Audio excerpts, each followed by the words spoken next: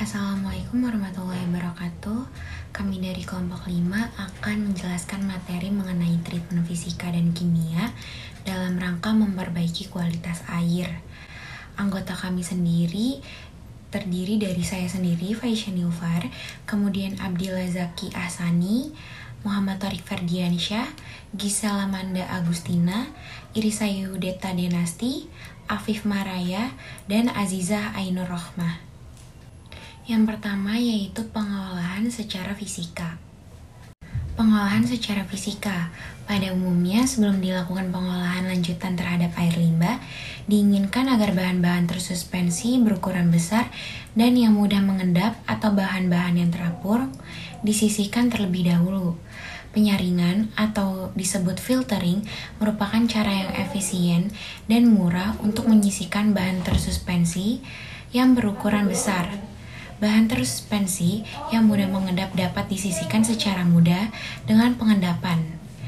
Parameter desain yang utama untuk proses pengendapan ini adalah kecepatan mengendap partikel dan waktu detensi hidrolis di dalam bak pengendap.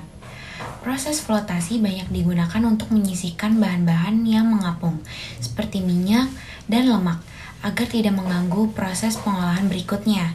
Flotasi juga dapat digunakan sebagai cara penyisihan bahan-bahan tersuspensi atau clarification, atau pemekatan lumpur endapan atau sludge thickening dengan memberikan aliran udara ke atas atau air flotation.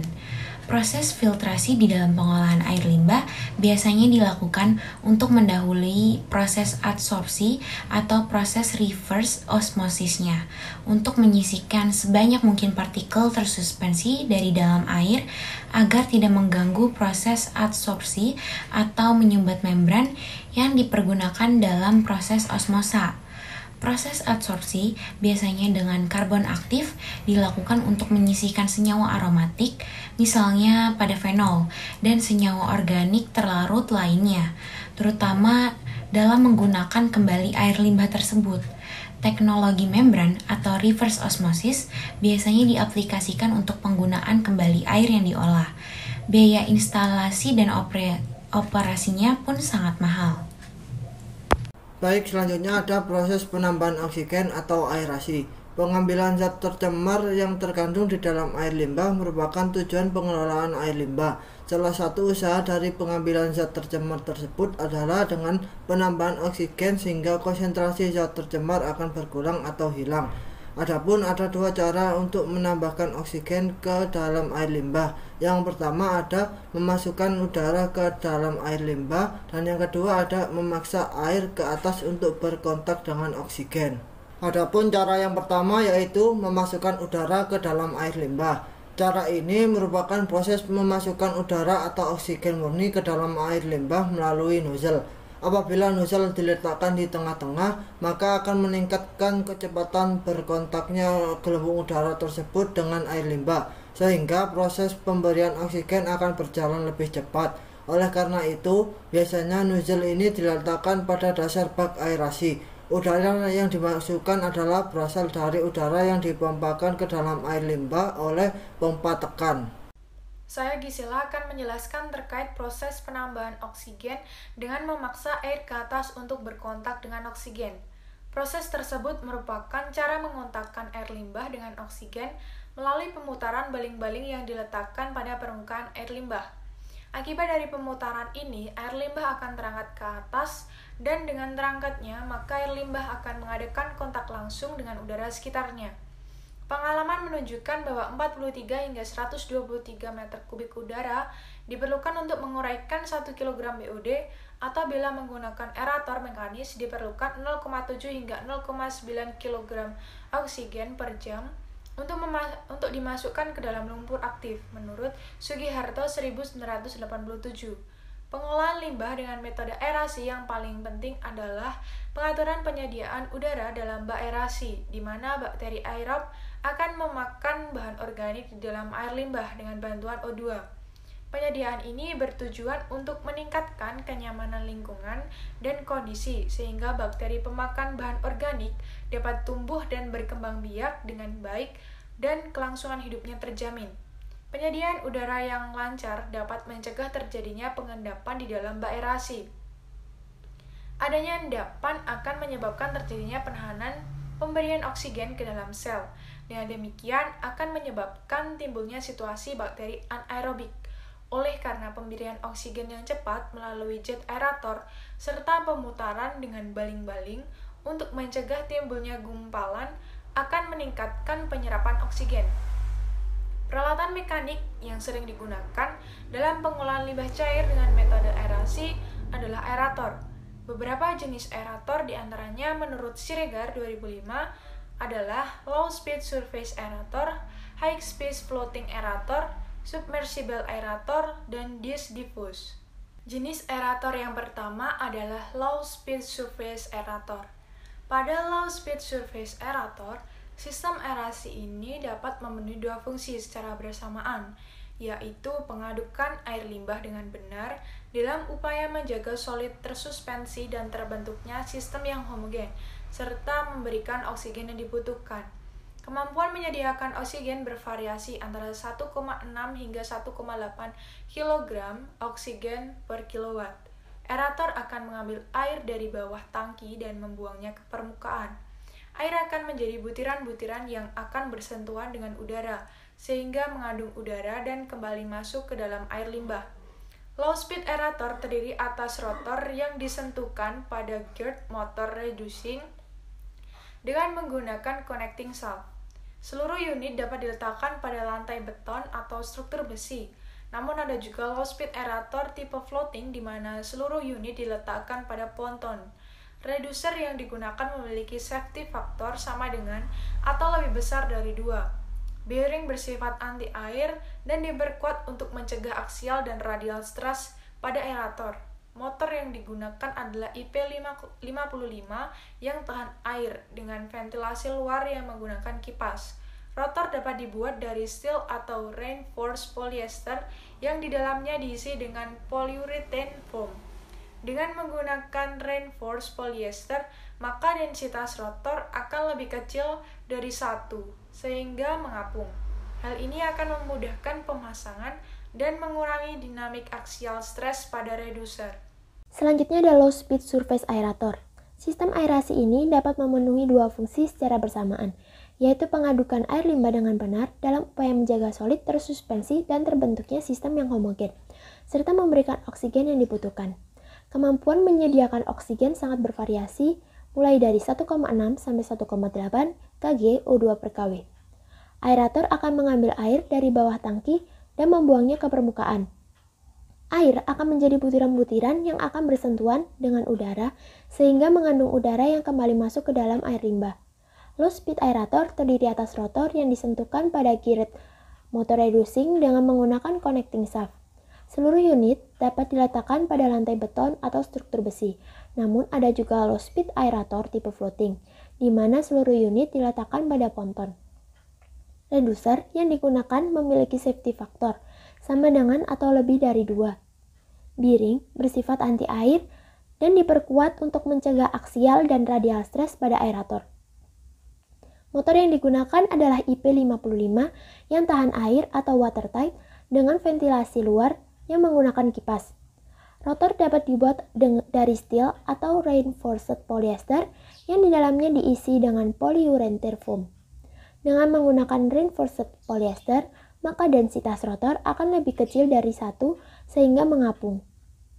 Hal ini akan memudahkan pemasangan dan mengurangi dinamik aksial stres pada reducer. Selanjutnya ada high speed floating aerator. Sistem aerasi ini dapat memenuhi dua fungsi secara bersamaan, yaitu pengadukan air limbah dengan benar dalam upaya menjaga solid tersuspensi dan terbentuknya sistem yang homogen serta memberikan oksigen yang dibutuhkan. Kemampuan menyediakan oksigen sangat bervariasi antara 1,3 sampai 1,5 kg O2 per kW. Sama halnya dengan low speed surface aerator, air ditarik dari dasar bak dan dilemparkan ke udara sehingga terjadi transfer oksigen ke dalam air. Perbedaan utama terletak pada kecepatan RPM dalam menggerakkan impeller. Impeller langsung dihubungkan dengan shaft dari motor secara vertikal tanpa ada gear. High speed aerator diletakkan pada fixed floating base sehingga tidak memerlukan lantai atau struktur besi seperti low speed surface aerator.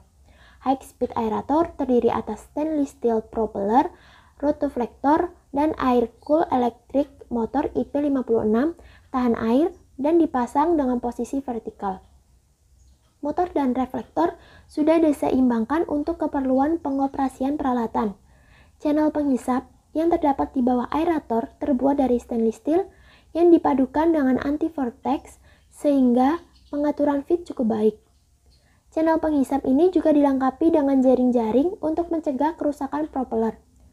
Floating base terbuat dari fiberglass reinforced polyester dan diisi dengan polyurethane foam. Di sekelilingnya terdapat 4 titik untuk mengikat aerator dengan stainless steel cable yang diikatkan ke pinggir bak. Karena tidak ada bagian-bagian yang harus ditempatkan di dalam air, maintenance alat ini sangat mudah. Selanjutnya akan dijelaskan oleh teman saya. Alat yang selanjutnya yaitu submersible aerator, di mana pada alat ini sistem aerasi harus memenuhi 2 fungsi secara bersamaan, yaitu pengadukan air limbah dengan benar dalam upaya menjaga solid tersubstansi dan terbentuknya sistem yang homogen serta menyediakan oksigen yang dibutuhkan. Pada peralatan ini banyak digunakan dalam instalasi pengolahan air limbah skala kecil dan sedang karena baik untuk menambahkan oksigen pada pelan yang sudah ada. Pilihan power yang tersedia adalah 0,75 sampai 55 kW. Kemudian operasi dari submersible aerator seluruhnya berada di dalam air. Turbin impeller yang terdapat dalam aeration housing menyebabkan terjadinya kondisi vakum. Akibatnya, udara terisap dari permukaan air masuk ke bawah melalui pipa. Sementara itu, air masuk ke dalam turbin melalui celah antara motor dan aerator housing dan tercampur dengan udara sebelum dikeluarkan melalui difusor dengan kecepatan tinggi. Nah, kecepatan tinggi ini menyebabkan terbentuknya butiran-butiran halus dari udara yang menjamin tercapainya transfer oksigen yang diinginkan. Pengoperasian alat ini membutuhkan sedikit keahlian. Kebutuhan oksigen dapat bervariasi dengan menghubungkannya dengan air blower melalui pipa udara yang dapat meningkatkan transfer oksigen hingga 50%. Submersible aerator ini terdiri atas electrical motor yang dikopling langsung dengan impeller. Kemudian motor yang digunakan serupa dengan submersible pump waterproof type.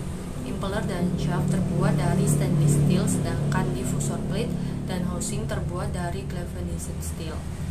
Submersible aerator ini dimasukkan ke dalam air dengan menggunakan rantai yang dihubungkan ke lifting lug yang terdapat di atas motor. Penggunaan alat pembantu untuk mengangkat dapat dilakukan tergantung pada berat alat ini. Alat yang selanjutnya yaitu ada disk diffuser. Pada alat ini sistem aerasi juga harus memenuhi 2 fungsi secara bersamaan, yaitu pengadukan air limbah dengan benar dalam upaya menjaga solid tersuspensi dan terbentuknya sistem yang homogen serta menyediakan oksigen yang dibutuhkan. Penggunaan diffuser harus dilakukan bersamaan dengan blower sebagai alat penghasil udara yang dilewatkan melalui diffuser.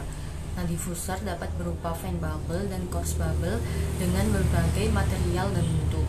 Udara yang disuplai oleh blower dilewatkan melalui diffuser yang terdiri atas membran karet yang diikatkan pada disk.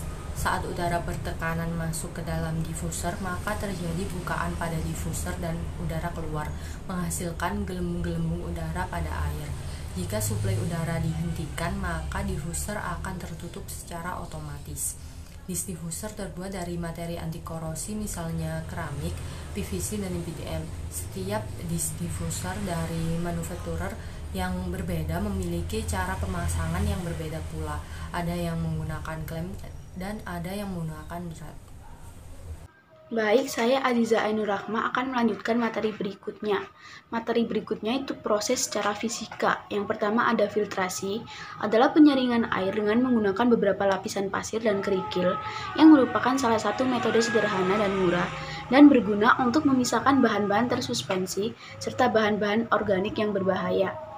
Filtrasi air ini dapat dilakukan dengan berbagai macam medium filtrasi seperti pasir, kerikil, batuan, polyester, kain, ataupun stainless steel.